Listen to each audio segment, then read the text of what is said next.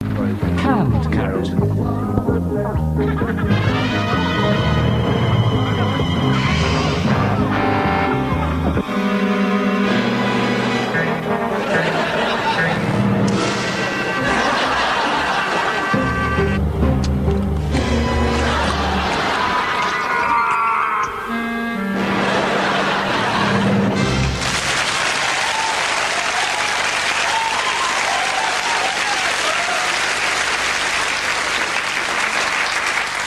I'm a little nervous right now because tomorrow is going to be a very traumatic day. I'm having my new passport photograph taken. You know, I mean, and you never get it right, can you? I mean, like, for the next 10 years, I'm going to open it, obviously, to me. Is there anybody here that has a passport photo that's anywhere near normal? And no. I mean, all the women look like Lulu. And all the blokes look like Mungo Jerry. I've got this passport photo. I've got a kipper tie on with a knot the size of Anglesey. And you have to show this when you go through passport control. And wherever you go throughout the world, passport control officers are always the same. I don't know, they have the most abysmal sense of humour. And the millions of photos they must see, and every single time they open the photograph and they go...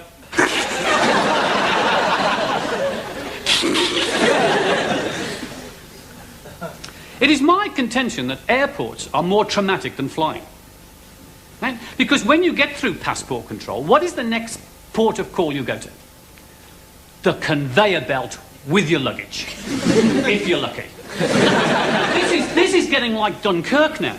I mean, it's right, isn't it? Everybody has to pack up, right, to the conveyor belt.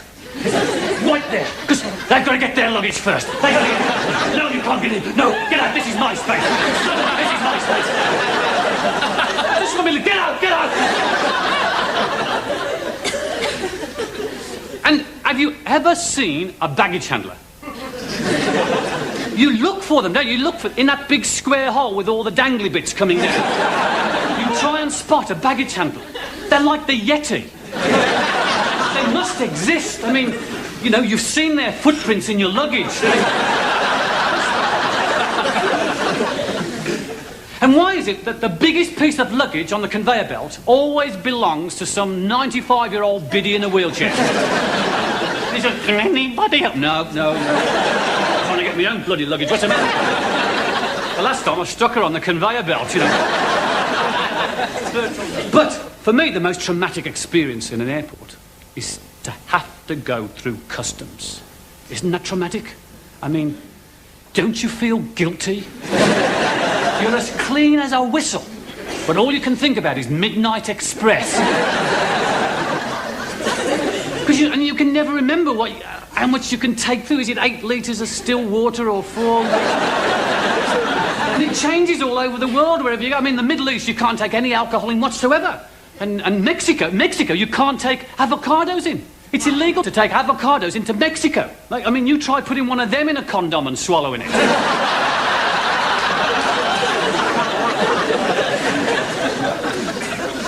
I have real trouble going through these customs because I'm normally carrying a guitar, right? And if you carry a guitar through customs, forget it. I mean, you might just as well have a sign tattooed on your forehead, drugs baron, search my bottle. And every time they stop me, they ask the same stupid question. What's in the guitar case? You have to bite your tongue, The one time I said, a mouth organ. My feet never touched the ground. I was in this room, you know, and they sent a baggage handler in with a big latex rubber glove on his hand.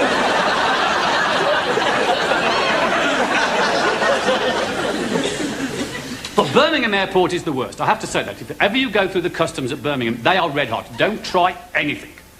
This summer, I came back. I bought a watch, right, in Spain, off a beach salesman. I must have been mental, but I did it. I mean, with a sangria, I think. And I was lying on the beach, you know, with a towel over my toes, up to my nose here, and a nose guard on, you know, and a big hat and sun oil all over here. And he came up and he said, English? How the say, no, I will. So I said, what do you want? He said, would you like to buy a watch, you see? And I went, oh, it was a beat salesman. Anyway, he was a brilliant beat salesman. I have to say, he was brilliant. That's why I bought it. He sold it to me at 12 o'clock precisely. Brilliant. There's only one damn hand on the thing. So this cost me like 40,000 pesetas, this thing. So I'm coming into Birmingham, I'm going to the customs, and I thought, I'm not paying duty on this. I'm not paying duty. So I stuck it down my underpants. They'll never look there. Right, and when you go through customs, as you know, you look in any direction you can, except at the customs man. Correct? So I'm walking through with the trolley, and I didn't know that this watch had an alarm. And it was the birdie song. I'm walking through the green channel and you can hear dee-dee-dee-dee-dee-dee-dee. I thought, don't turn a hair, just look straight ahead and go. And I almost got away with it. Almost. I was almost through the green channel and a bloke recognised me. He went, hey, Carrott! How you going, eh? Got the time on your cock?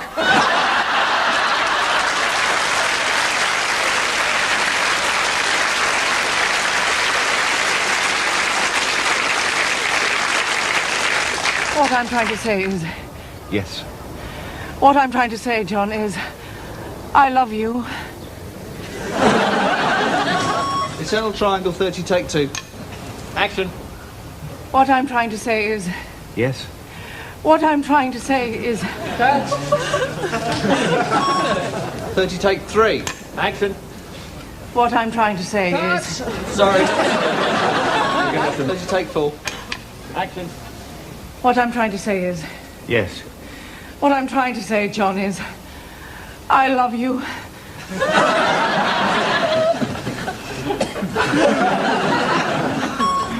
Action. What I'm trying to say is... Yes.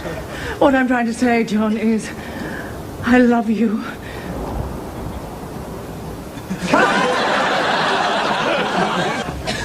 What I'm trying to say... What I'm trying to say, John, is... Yeah. Cut! 25. What I'm trying to say is... Yes? What I'm trying to say, John, is... I love you! Cut! He was on that bus! I saw him! What I'm trying to say to you, John, is I love you!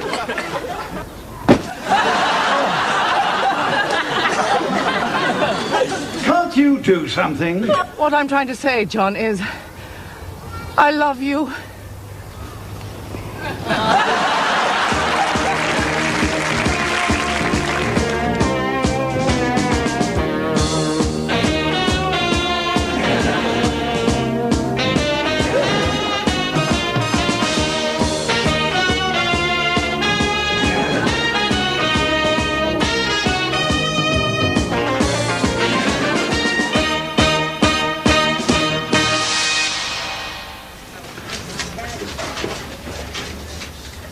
Now we've had a whisper about a rumble.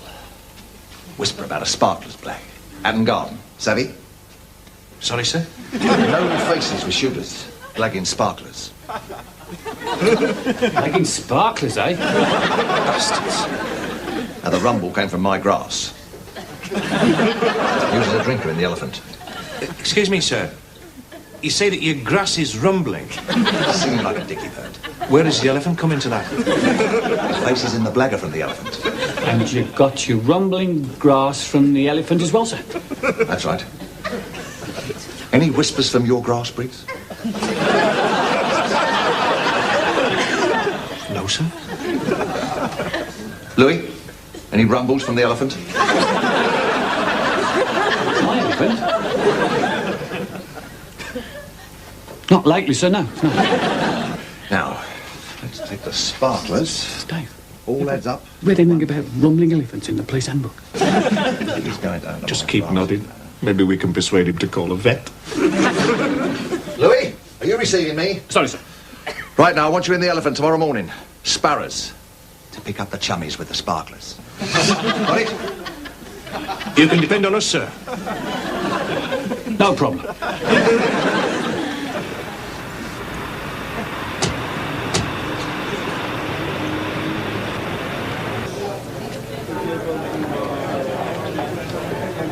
Excuse me, landlord. We're detectives. I was wondering if you could tell me where we could find the local police informer. We've got an appointment. Looks like your typical salt-of-the-earth South London villain. I'll deal with this.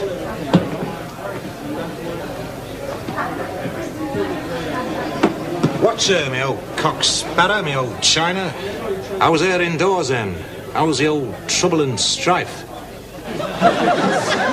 Apples and pears. Dog and bone. Ruby Murray. You must be the pigs from the factory. No, we're police officers, actually. Yeah, that's right.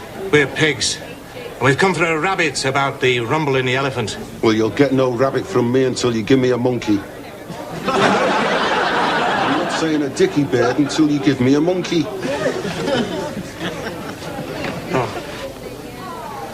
Did you bring a monkey? Yeah, a monkey. Of course I didn't bring a monkey. Why not? Well, it's not the first thing you think of when you leave the house. Keys, wallet, truncheon, airy primate. Okay, make it a pony. Oh, come on, you must have a pony, haven't you? No pony, no rabbit. Well, could we owe you a pony? I could bring it round to your house later on tonight. I need it now, this afternoon.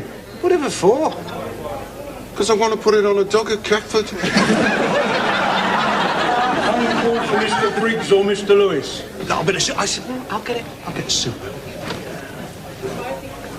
Yes, sir, Briggs. Yes, sir. Yeah. Just a moment, sir. It's a super. Thinks he's David Attenborough. Apparently he's had a rumble that the faces in the elephant have sussed that we're pigs. And a bloke called Mad Dog is sending down some gorillas in a motor to turn over the fox and goose.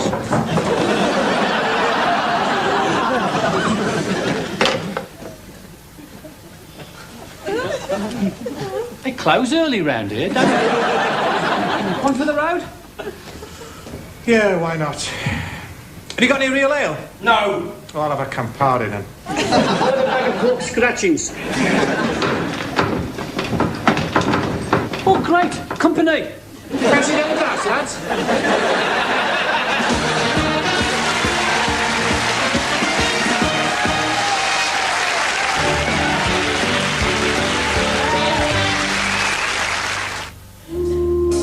That's why I'm easy.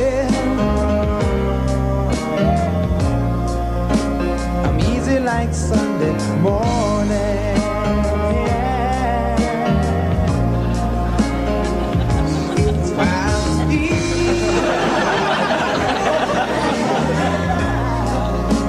I'm easy like Sunday morning.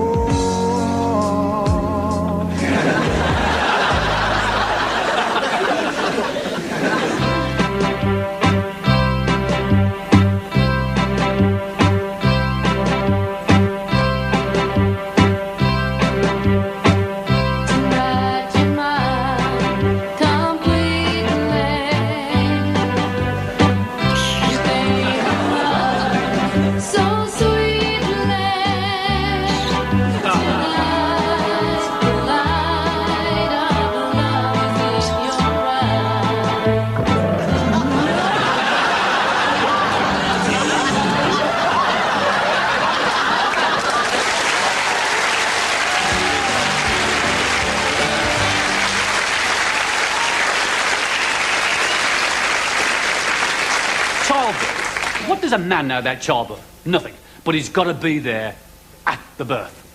He was there at the conception. He's got to be there. We know nothing about. I mean, we fool everybody that we do. You know.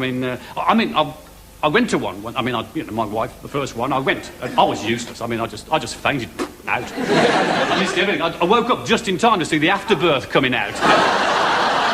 I didn't know. I thought, what an ugly bastard.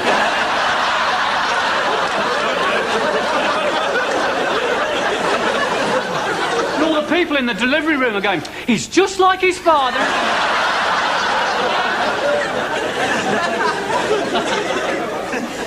got a mate of mine, he's about 35 years old, he's one of the new men, you see. So his wife's pregnant, and so within 3 weeks he's a fully qualified gynaecologist, you can imagine. He'd done all the breathing exercises and the sympathetic morning sickness, you know, he'd had 12 pints the night before. And on the day of the birth, he walks into the delivery room and he's loaded down with cassettes of whale noises and herbal pillows, you know, and just takes over and, like, tells everybody to get out and, like, she doesn't want any drugs. No, she doesn't want the epidural. No, she wants to go through the pain. Because if she doesn't have the pain, it interferes with the bonding process. Pillock. Why do you put up with this? Why do women put up with this? I mean, if I was a woman, I wouldn't have my husband at the birth of my child. If he insisted on being there at the birth, you know what I'd do? You know what I'd do? I'd insist on being there at his vasectomy. Ladies, you could have a field day! A couple of days before the operation, walk round the house with a pair of garden shears. Just to get him in the mood. Get the boy scouting from next door, teach him a couple of knots in case things go wrong. And on the day itself, oh, go to town, get a woman surgeon, much more embarrassing, you know. And rule the place, you know, no painkillers for him, no, it's unnatural. Besides, he won't be able to hear the whale music.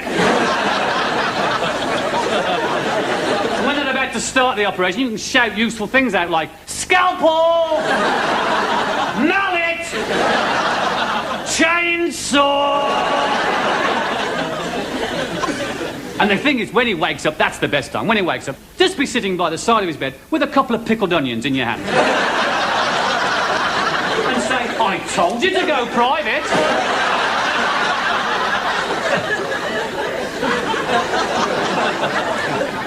I had a vasectomy once. Well...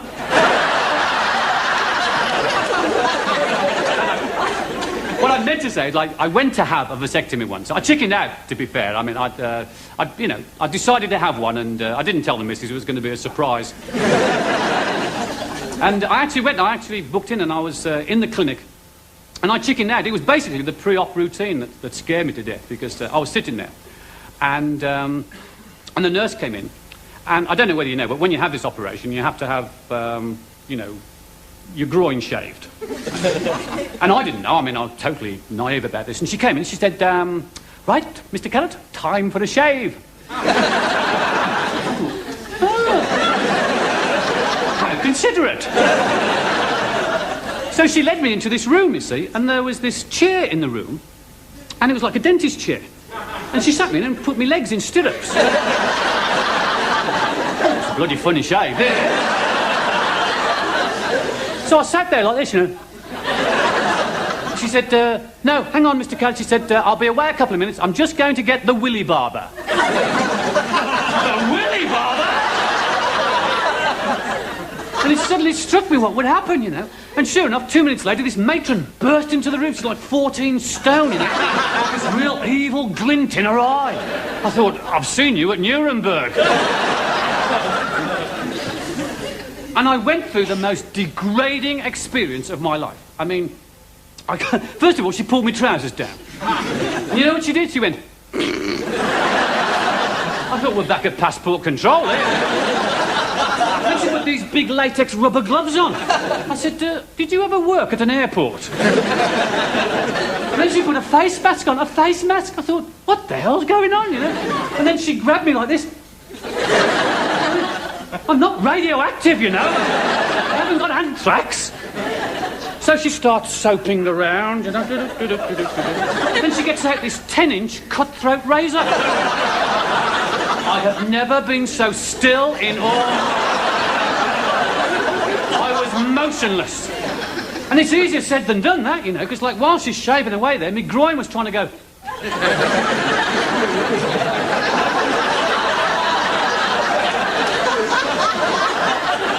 So she's shaving away, and she's saying things like, been on your holidays lately?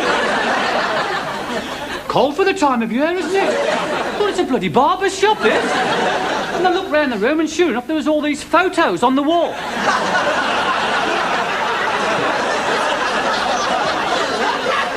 Of all these groins and all the different styles. When she finished, she got a mirror. She started showing me what she'd done. A little bit more off the side. No, thank you. It was a right damn mess she'd made of it. God knows how many times she'd nicked me scrotum. I mean, it was covered in these little bits of paper stuck all over it. I was out of there like you couldn't believe. And you know what she said as I left? You know what she said? She said, something for the weekend?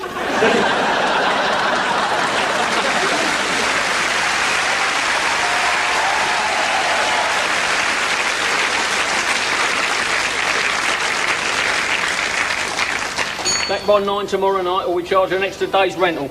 Hi. Got any good videos? No. This is a video shop. We've got rubbish, all carefully arranged in sections. Rubbish, total rubbish, rubbish thrillers, children's rubbish, musical rubbish, and I keep all the porno rubbish right here next to the counter so I can see exactly who's looking at it. Evening, Reverend. Have you got Room with a View? No. Jean de Florette? No. Mona Lisa? No. Fish Called Wanda? Yep, we got that, but it's out.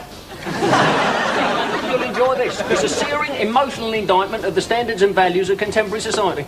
I pull off your head. You won the Chuck Norris Award for most rubbish film of the year. No. Mutilated cop? No. Psycho cop killer? Terror death sex cop? Nazi robot horror cop? The musical? No, haven't you got any comedies? Those are the comedies. Oh, you mean Porky, Snoggy and Groping Tit and Bum Smut Academy 10? It's out. I've got it. Well, what's that one there? Oh, you don't want that. That's terrible. No, that's an hour and a half of gratuitous violence, terrible acting and a completely predictable ending. What is it? It's the 1990 World Cup final. I'll just go home and watch something I've videoed myself. Ah, well, that is the miracle of the video recorder, you see. It has revolutionised the way we watch TV. You see, before video, you had to put up with whatever rubbish happened to be on. But now you can video your own choice of rubbish and watch it whenever you like. Return of the Maniac Zombie Cop. You see, before video, everybody watched the same programmes at the same time. See, Saturday night, Doctor Who. But now you can watch First Tuesday on a Friday, Ski Sunday on a Wednesday, and Saturday night, Sunday morning, on a Monday evening, and Tuesday afternoon. It's Friday. It's 5 to 5. It could be bleeding anything. Yeah. It never works like that, though. It never works like that, at least with my video. I mean, a new series starts, right? A new series starts, you think, right, I'll watch that, but I've got to be out the night it starts, so OK, I'll video. So you set the video and off it goes. And then the next night you come to watch the video, but you think, oh, hang on, no, there's something else on tonight I want to watch. And then the next night you're using the video to video something else. So eventually a week goes by, episode 2 of the series comes around, you think, well, hang on, I can't watch episode 2 because I haven't watched episode 1 yet. So you video episode 2 and now you've got 2 episodes to watch in a single week before episode 3 comes around. So you make a big effort, right? You think, right, I'll get out catalogue, a lean cuisine, settle down to watch the first episode, and you find that someone else in your house has recorded over it with bleeding neighbours. So instead of the programme you wanted, you've got half an hour of Harold going, well, I don't know, Madge, and Henry showing his armpits. Rottweiler cop? No. So you think, right, I won't panic about this, I know what to do, I'll phone up my parents, see if they're videoing the same series, and then I can borrow their tape. But this is a big mistake. My dad has had a video for 8 years, but you try and get him to program it. You might just as well ask him to program the flight plan for the Hubble Space Telescope. I mean, you can't even understand a record player unless it's got a horn sticking out with a dog peering down it.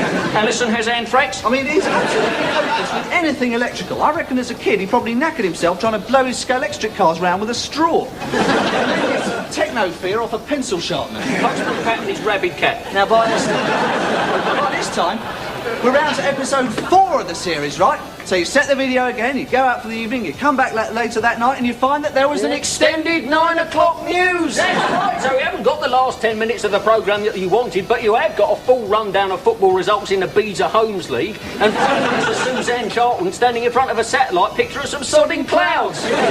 What video do you want then? Poirot. Oh, you mean Death Horror Fat Bull Belgian Investigator Cop? A proper TV series. Oh, we got that too. Oh, good. But it's out.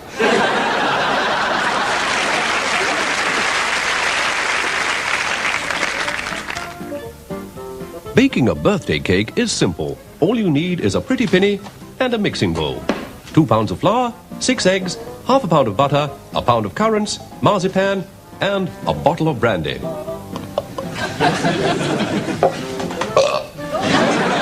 Importantly of all, a set of kitchen scales. First of all, weigh out 18.73 grams of sugar and introduce to the mixing bowl. Similarly, flour and milk. Then add 0.36 of a kilogram of butter. And begin to knead it in the bowl.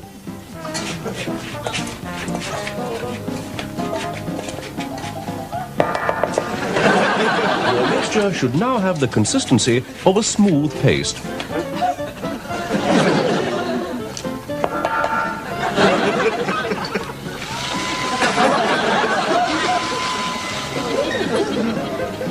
When the mixture begins to stiffen, add 2 eggs. Remembering, of course, to remove the yolks first. They should be stored in a safe place for use later.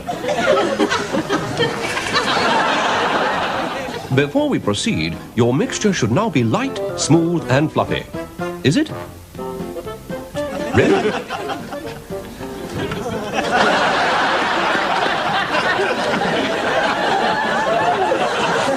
Into a second bowl, add raisins, sugar, milk, and a soupçon of brandy. Now, remember those egg yolks you saved earlier? Retrieve these and add to your original mixture. Whisk thoroughly.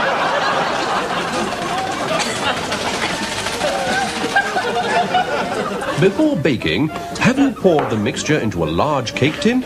Good. Now place your mixture in a preheated oven at a very low heat.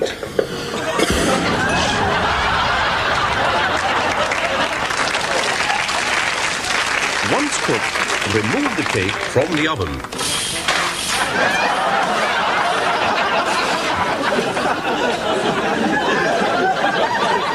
Your cake is now ready for decoration. You've already prepared an icing mixture. Have you? Now carefully apply the icing to the cake.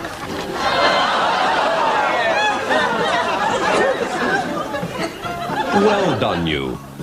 But where's the candle? No birthday cake is complete without at least one candle.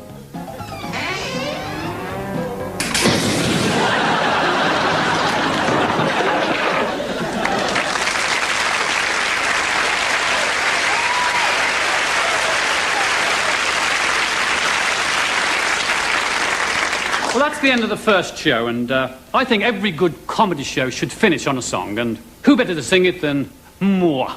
Well, I'm going to do it anyway. This is a song made famous by Paul McCartney.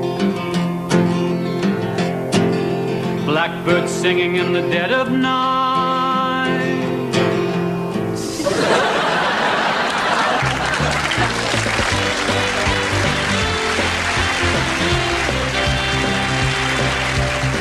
And Jasper returns with more canned carrot. 35.